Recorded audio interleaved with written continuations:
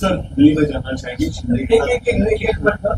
आज देवेंद्र फडणवीस हे फलटणमध्ये आहेत. ज्या फलटणमध्ये इतका मोठा डॉक्टरच्या आत्महत्येचा प्रकार आला, त्याच फलटणमधल्या खासदारांवर आरोप झाले. माझे खासदार असतील ते मला वाटतं. हा, म्हणजे भाजपचे खासदार. तर आज पुन्हा मुख्यमंत्री त्याच ठिकाणी आणि त्यांच्याबरोबर कदाचित स्टेज देखील शेअर होते. काय वाटतं अशा वेळी निर्लज्जपणा. जर तसं खरोखर होणार असेल, ज्यांच्यावरती अशा प्रकारचे गंभीर आरोप झालेले आहेत, होत आहेत, लोकांच्या मनात शंका आहेत, मुख्यमंत्री खरोखर स्वतःला गृहमंत्री मानत असतील किंवा या राज्याचे तारणहार, कस्टोडियन, संरक्षक मानत असतील, तर त्यांनी त्या संदर्भात मी जो शब्द वापरला त्याला साजेसं वर्तन करू नये. उद्धव ठाकरे राज ठाकरेंसोबत त्यांची विश्वासार्हता कमी होईल असं विश्लेषणाने म्हणतात. बोलिए. एकनाथ शिंदे का दिल्ली के दौरे पे थे, आप क्या कहना चाहोगे? देखिए, जब एकनाथ शिंदे दिल्ली जाते हैं वो डर के मारे जाते हैं. वो अपने आप को शिवसेना के प्रमुख मानते हैं.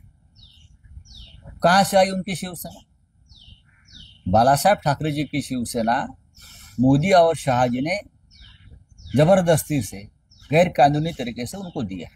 उसका मतलब वो शिवसेना के प्रमुख नहीं है. दूसरी बात है, एक रीजनल पार्टी है, एक प्रादेशिक प्रांतीय पार्टी है.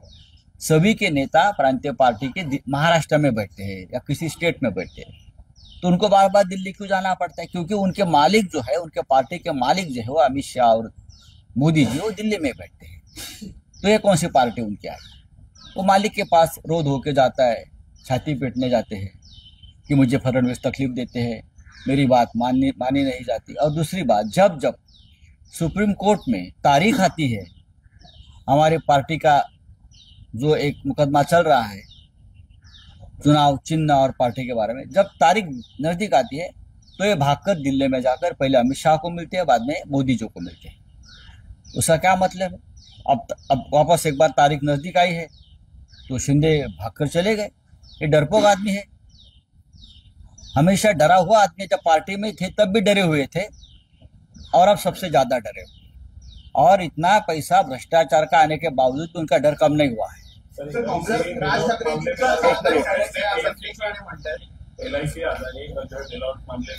भाई LIC की क्या, पूरा देश ही दिया अडानी को, तो एक LIC की आप क्या बात कर रहे हो? 34 करोड़ अडानी की कंपनी में अगर इन्वेस्ट हुआ है, अगर पूरी देश की संपत्ति, पूरा देश का बजट अडानी के चरणों में डाला है, तो आप एक LIC की बात क्यों करते हो? सर, दिल्ली चुनाव आयोग ने जो है अगले हफ्ते से देशव्यापी मतदार यादी करने दो. पहले महाराष्ट्र में हमने जो बातें सामने लाई उस बारे में निर्णय होने दो. 1 नवंबर को ऑल पार्टी, सभी पार्टियों का एक साथ मिलकर एक विराट मोर्चा हम चुनाव आयोग के खिलाफ निकालेंगे. हम दिल्ली को हमारी ताकत दिखाएंगे, चुनाव आयोग को बताएंगे कि महाराष्ट्र की जनता आपसे खुश नहीं है, आपके ऊपर विश्वास नहीं है. हमने जो मुद्दे निकाले हैं उसके ऊपर आपको निर्णय लेना पड़ेगा. जिस तरह से वोटर लिस्ट में बोगस मतदाताओं की सूची आप डाल रहे हो लाखों की संख्या में, ये कौन सी डेमोक्रेसी है? तो हमारी लड़ाई महाराष्ट्र में जारी है. 1 नवंबर को ऑल पार्टी मोर्चा हम निकालेंगे और बाद में आप देखिए क्या होता है.